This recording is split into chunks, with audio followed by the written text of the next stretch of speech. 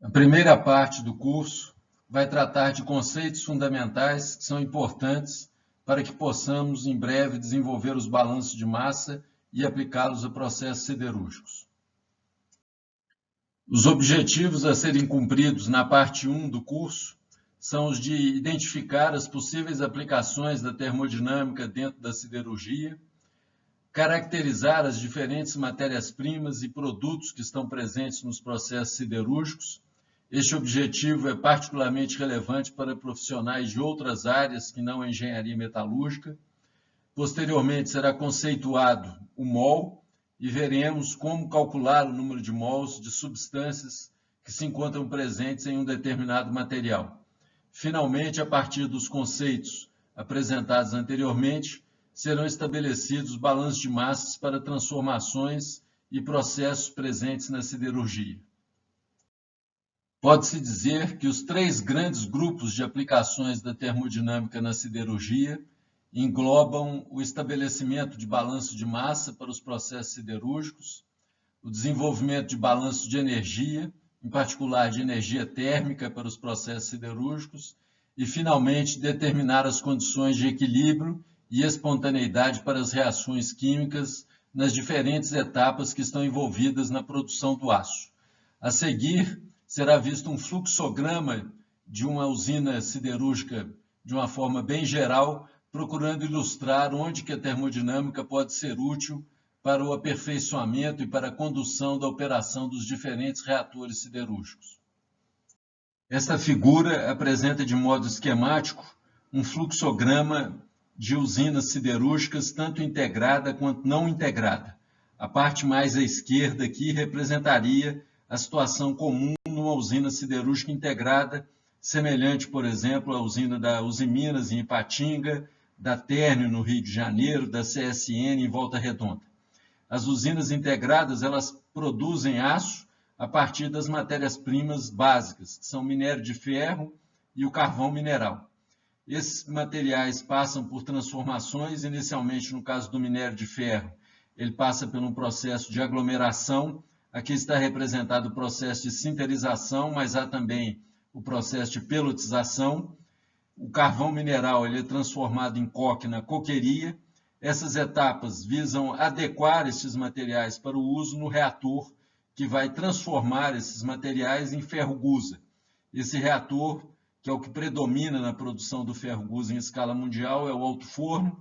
Posteriormente, o ferro-gusa produzido neste reator é transferido para o convertedor LD, onde ele é transformado em aço, e posteriormente o aço passa por uma série de etapas de refino, que são chamadas de refino secundário, que visam ajustar a sua temperatura e composição química para que ele finalmente seja conformado, colocado em formas de produtos semi-acabados, para posteriormente serem transformados nos produtos finais. Ao longo de todas essas etapas, é possível a gente identificar a relevância da termodinâmica, uma vez que nesses diferentes processos nós temos que alimentar diferentes matérias-primas em proporções adequadas. Da mesma forma, é utilizado o coque, que é um combustível, e isso vai implicar em estabelecimento de balanços térmicos para determinar a demanda desses diferentes materiais. Mesma coisa ocorre aqui no processo de conversão do ferro-gusa em aço, onde será soprado oxigênio puro. A necessidade de oxigênio se relaciona com o balanço de massa para esse reator, e as proporções de gusa e sucata que são utilizadas como matéria-prima também são determinadas pelo balanço térmico.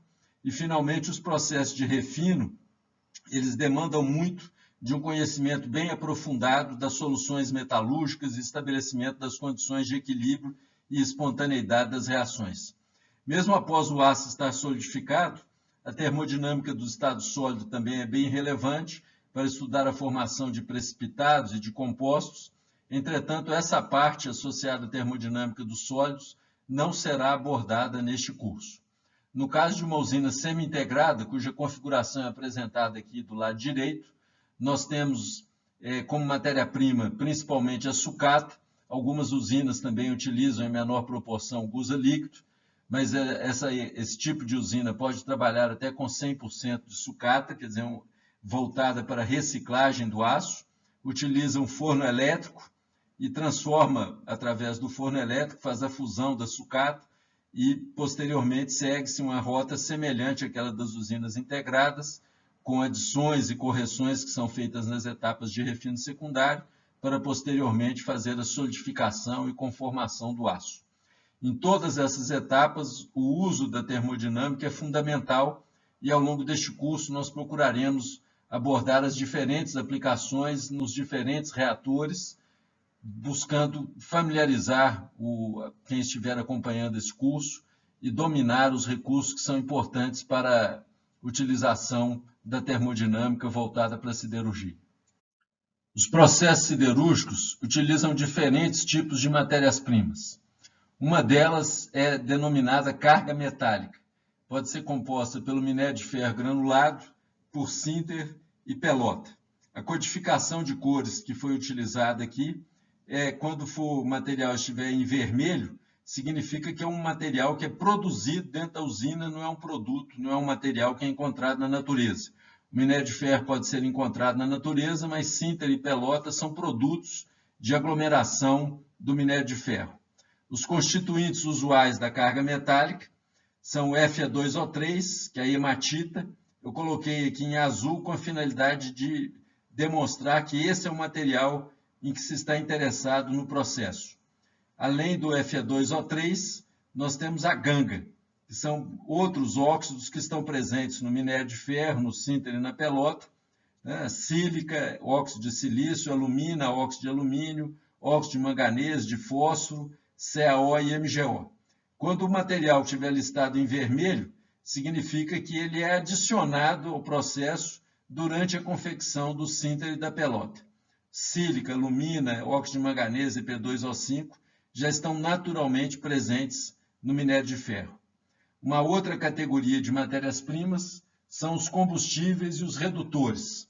Nós temos o carvão vegetal, que é produzido a partir da madeira, temos o carvão mineral e o coque, que é produzido a partir do carvão mineral. Os constituintes desses materiais são o carbono, é nele que nós estamos interessados e é ele que é fundamental para o processo siderúrgico. Essas matérias-primas contêm ainda material volátil, que se desprende durante o aquecimento desses combustíveis e redutores. Esses voláteis são principalmente compostos por CO, CO2, H2 e CH4, mas há outros hidrocarbonetos também em menor proporção. E as cinzas são compostas também por óxidos, sílica, alumina, CaO, MgO, P2O5, de certa forma semelhante ao que está presente no minério de ferro, mas com composições e proporções diferentes. As cinzas do carvão vegetal, elas têm uma predominância dos óxidos CaO e MgO, ao passo que as cinzas do carvão mineral e, consequentemente, do coque, elas têm predominância de sílica e alumina. Outra categoria de matérias-primas são os fundentes ou fluxantes, que são materiais adicionados principalmente com a finalidade de adequar a composição da escória que será produzida nos processos siderúrgicos. Pode-se dizer genericamente que a escória ela vai ser sempre composta pelos óxidos dos elementos que não são reduzidos durante os processos siderúrgicos. Redução é o nome que a gente dá na siderurgia, na metalurgia, ou na química de um modo geral, a um processo em que se reduz o estado de oxidação de um determinado elemento.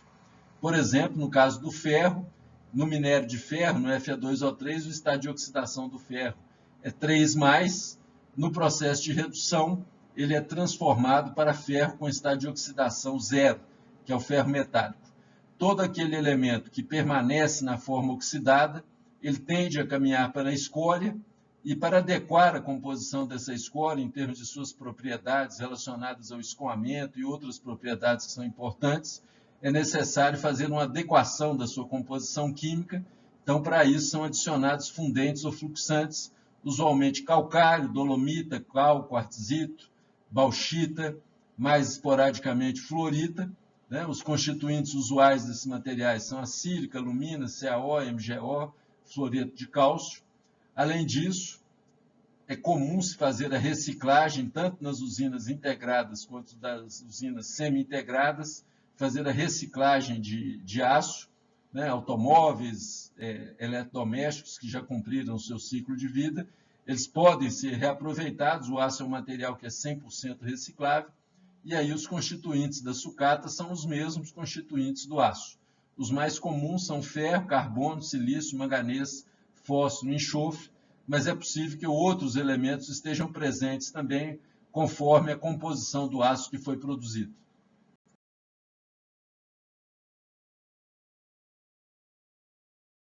Passando agora para os produtos siderúrgicos, particularmente para os produtos metálicos, nós temos uma divisão clássica em função do diagrama de fase ferro-carbono que é apresentado aqui neste slide. A divisão tradicional é feita baseada no teor de carbono. Aqui nós temos o teor de carbono na abscissa e a temperatura na ordenada. Então, todo material, toda liga de ferro que contiver até 2,11% de carbono é denominada aço. E os materiais, as ligas que tiverem teores superiores a 2,11 serão denominadas genericamente de ferros fundidos. O ferro gusa é um tipo de ferro fundido. Essa divisão está associada a esse teor presente aqui no diagrama de fase e tem relação direta com as estruturas dos materiais na temperatura ambiente. Logicamente que a maioria dos tipos de aço que são utilizados no mercado são aços com teores de carbono mais baixos, normalmente na faixa que vai até alguma coisa em torno de 1%, com predominância de aços de baixo carbono, 0,5%, 0,2%, até aços com ultra baixos teores de carbono, como os que são utilizados na indústria automobilística. Depois de solidificado, e dependendo da sua forma, o aço recebe diversas denominações. Inicialmente, os materiais que são produzidos a partir do lingotamento, eles são chamados de produtos semi-acabados. Eles vêm do lingotamento contínuo ou do lingotamento convencional, né, e vão demandar depois, posteriormente, processamento de laminação, forjamento e outros para a produção dos produtos finais. Normalmente, os semi-acabados são as placas, os blocos, os tarugos. Nós temos também as barras cilíndricas, que são normalmente utilizadas na produção de tubos sem costura. Os produtos planos são caracterizados por materiais cuja seção transversal é de tal forma que a largura é bastante superior à espessura. Normalmente, eles são comercializados na forma de chapas e bobinas de aço carbono e aços especiais. As usinas que produzem esses materiais são normalmente as chamadas de usinas siderúrgicas de produtos planos. Alguns exemplos são a Usiminas, a Térmio, lá no Rio de Janeiro, a própria CSN, lá em Volta Redonda. Um outro tipo de produtos de aço são os produtos longos. Eles são produtos em que a seção transversal é muito menor do que o comprimento, né? E as dimensões da seção transversal são relativamente pequenas comparadas àquelas das placas. Esses produtos normalmente são utilizados para obtenção de peças de tamanhos e de seções menores, muitas vezes processados através de forjamento, de trefilação, que são processos tradicionais que vão utilizar os tarugos que são produzidos nessas usinas para a produção desses produtos de grandes dimensões. Exemplos de usinas de produtos longos, nós temos a ArcelorMittal Monlevade, que se dedica a esse tipo de produto, e várias usinas da Gerdau no Nordeste e também no Sul, que são especializadas na produção desse tipo de material. Dentre os produtos longos, ainda é comum se fazer uma subdivisão em função do tamanho das peças, dividindo-as em perfis leves, perfis médios, pesados, vergalhões, que são usados na construção civil, o fio-máquina, que é um produto que vai se destinar à produção de arames, barras também para utilização na construção civil, tubos sem costura para utilização em indústria automobilística, indústria petrolífera, e trefilados, que são os arames, com seções transversais bem diversificadas. Um exemplo notável desses trefilados são os arames que são utilizados na confecção de pneus. Como já foi mencionado anteriormente, uma outra categoria de produto, na realidade é um coproduto dos processos siderúrgicos, são as escórias. Elas são constituídas usualmente por uma série de óxidos, como foi mencionado antes, são os óxidos daqueles elementos que têm maior afinidade pelo oxigênio e que não são reduzidos nos processos siderúrgicos. Essas escórias, a aplicação tradicional delas é na pavimentação, indústria de cimento, como corretivo de solo. Então, não é um material que é descartado, ele pode ser utilizado em diversas aplicações e tem um valor interessante para ajudar na economicidade das indústrias siderúrgicas. Além dos produtos metálicos das escórias, é comum que os processos siderúrgicos gerem também gases, que são chamados gases de processo, especialmente o alto forno, a coqueria e, em menor escala, a cearia, produzem também gases que são utilizados dentro das próprias usinas. Os constituintes tradicionais desses gases são CO, CO2, H2, nitrogênio e CH4. Como podemos ver, alguns desses componentes aqui eles podem ser queimados, gerando calor. Então, esses materiais são usados como combustíveis dentro das usinas e são parte importante do balanço térmico dessas empresas. Esses gases também, mais recentemente, começaram a ser utilizados em termoelétricas para geração de energia elétrica nas usinas. Antes de começarmos o desenvolvimento de balanço de massa aplicado a processos siderúrgicos, faremos uma pequena revisão de alguns conceitos fundamentais que são relevantes para que possamos desenvolver esses balanços. Esses três conceitos são o de mol, uma revisão sobre a lei dos gases ideais e também sobre estequiometria das reações químicas. Terminada essa pequena revisão, nós teremos condições, então, de desenvolvermos os balanços de massa e aplicá-los aos diferentes processos siderúrgicos. É bastante comum na termodinâmica expressarmos a quantidade dos diferentes materiais utilizando o conceito de mol. Mol foi definido como sendo a quantidade de matéria que contém o número de Avogadro de átomos ou moléculas. Recentemente, em 2019, a definição desse número de Avogadro foi alterada.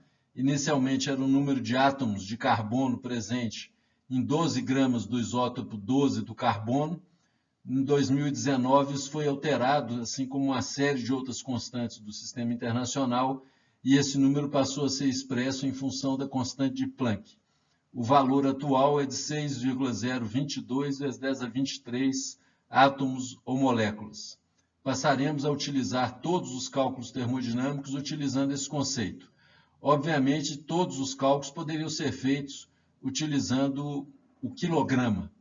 Nós poderemos ver ao longo do curso que a utilização desse conceito de mol tornará os nossos cálculos bastante simplificados e bem mais práticos. Para determinar o número de mols de uma dada substância presente em uma determinada massa deste material, nós utilizamos a relação ou a razão entre a massa desse material e a sua massa atômica. A massa atômica ou a massa molecular é a massa de 1 mol de átomos ou moléculas. Esse valor é tabelado na literatura, em particular nos dados termodinâmicos, nós encontramos valores para essas massas atômicas ou moleculares. Se formos consistentes com as unidades, por exemplo, utilizando grama para a expressão da massa e grama por mol para a massa molecular, essa razão nos fornecerá o número de mols de uma dada substância presente em um material. Esta tabela, que foi retirada do livro Dados Termodinâmicos para Metalurgistas, é uma parte de uma série de tabelas em que encontramos os valores das massas ou pesos moleculares das diferentes substâncias. Aqui, por exemplo, nós podemos constatar que a massa atômica do alumínio corresponde a 26,98 grama por mol. Logicamente, esses valores são alterados quando a gente lida com moléculas. Nós podemos determinar as massas moleculares somando as massas atômicas dos elementos que compõem a molécula. Para facilitar a nossa vida, aqui nos dados termodinâmicos, as massas moleculares já estão listadas e são obtidas através dessa soma. Os valores, então, são encontrados nessa terceira coluna. Na primeira coluna, então, é listada a substância e o seu correspondente peso molecular é listado na terceira coluna. Utilizando, então, as definições que foram apresentadas anteriormente, vamos determinar o número de mols de ferro contido em 10 toneladas de ferro puro. O peso molecular do ferro, quando consultamos os dados termodinâmicos para metalurgistas, é de 55,85 grama por mol. Sugiro que vocês pausem o vídeo neste momento e procurem fazer este cálculo antes que a solução seja apresentada. O cálculo, então, do número de mols de ferro contido nessas 10 toneladas de ferro puro pode ser realizado através dessas operações matemáticas. O 10 aqui corresponde à massa em toneladas. Lembramos que em cada tonelada nós temos 1 milhão de gramas, então multiplicamos esse valor por 10 a 6.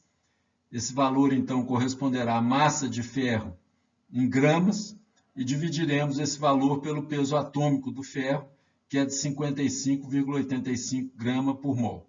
O resultado é 179.051 mols de ferro.